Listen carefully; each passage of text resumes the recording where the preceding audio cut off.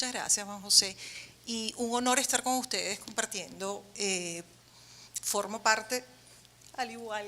que Diego, de la primera promoción de especialistas en reformas procesales penales latinoamericanas. Y volver al CEJA siempre es como volver a casa,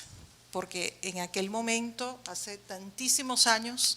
nos formamos, esta fue nuestra casa de formación, y hemos estado durante todos estos años, y este estudio que presentamos y que ustedes tienen a disposición ya, es un estudio que forma parte de una línea de investigación que se desarrolla en Venezuela y en la cual está inscrita mi tesis doctoral, que es una línea de investigación sobre el sistema penal, que data del mismo momento en el que se inicia la instauración del sistema adversarial en Venezuela, que ya va a cumplir 20 años. Un sistema que se inició con una primera reforma al año de su puesta en vigencia, en el año 2000,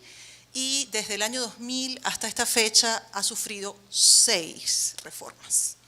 ¿Okay? Tenemos reformas y contrarreformas que culminan en el 2012 con un agravante muy particular,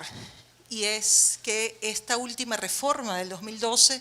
es una reforma que proviene de un decreto con fuerza y rango de ley del Ejecutivo Nacional.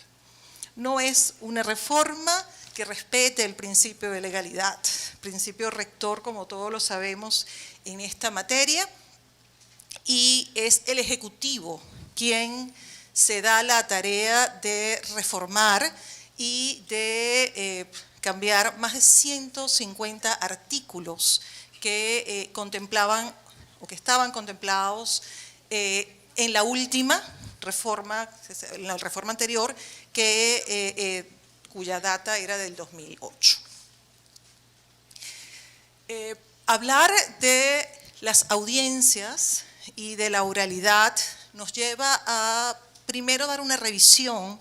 de si efectivamente se mantienen, a pesar de toda la reforma que ha sufrido el Código Orgánico Procesal Penal original, y la respuesta es sí. Tenemos audiencias contempladas en el contexto legislativo. Esas audiencias, por supuesto, hoy en el papel son menos de las que existían antes, pero tienen una particular singularidad, y es que estas audiencias en un 70% de los casos, de acuerdo a los estudios empíricos que hemos podido realizar, por supuesto la información oficial no está disponible, son audiencias en las cuales se realizan a través de acuerdos entre las partes. Y en la gravedad de ellas, y hoy hablaba con Nancy, que también nos acompaña hoy, de Venezuela, yo le manifestaba que una de mis grandes preocupaciones no es que los jueces quieran hacer las audiencias orales, que los jueces no quieran hacer las audiencias orales,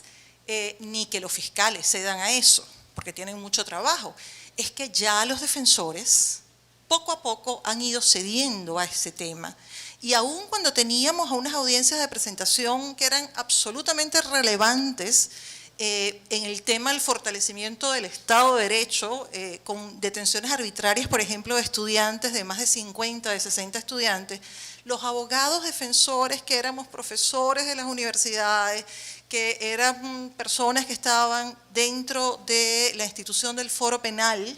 ¿verdad?, que estábamos todos haciendo gratuitamente las defensas, bueno, muchos de ellos cedían porque decían, si no, no vamos a salir de aquí, si no, más bien el juez se va a poner de mal humor y no le va a dar una cautelar y los va a dejar detenidos. Y en ese ritmo, lamentablemente, se mueve ese sistema de control de garantías que debe ejercer en la primera fase ese juez,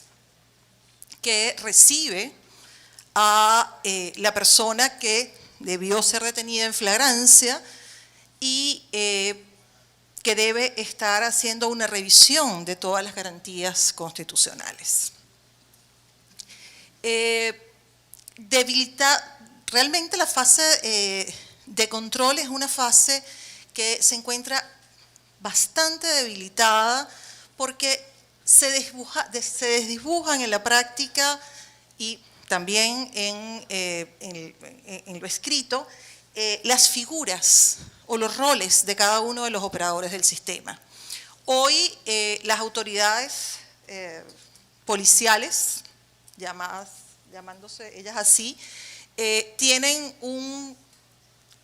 una posibilidad de detención sin llenar requisitos de flagrancia que ha sido avalada por sentencias del Tribunal Supremo de Justicia. Cualquier persona puede ser retenida sin que estén dados los presupuestos legales para la flagrancia que el delito se esté cometiendo, que está a poco de cometerse.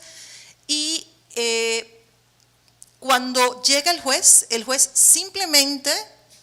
y de una manera retórica avala la detención porque tiene una sentencia de la Sala Constitucional que le permite avalar que esa detención ilegal, en el momento en que llega el juez de control, sea subsanada. Además de esto, el juez, lamentablemente, en algunos casos, está tomando atribuciones que tienen que ver con los fiscales. Han habido oportunidades en que los jueces, sin importar si los fiscales imputan o no imputan un delito, los jueces dictan medidas cautelares. ¿Okay? Lamentablemente, además, tenemos un agravante fundamental, que es que la mayoría de los casos, que además es algo concurrente y hoy lo pudimos tener a la mano con todos los datos que ustedes nos aportaron en las intervenciones, menos del 30% de los casos que se llegan a conocer en el sistema penal son casos que llegan a la fase de investigación. Entonces, estos casos, además, cuando se revisa la salida de los mismos, son salidas que en la mayoría de los porcentajes se reportan como admisiones de hechos. O sea que estamos volviendo al sistema de la confesión.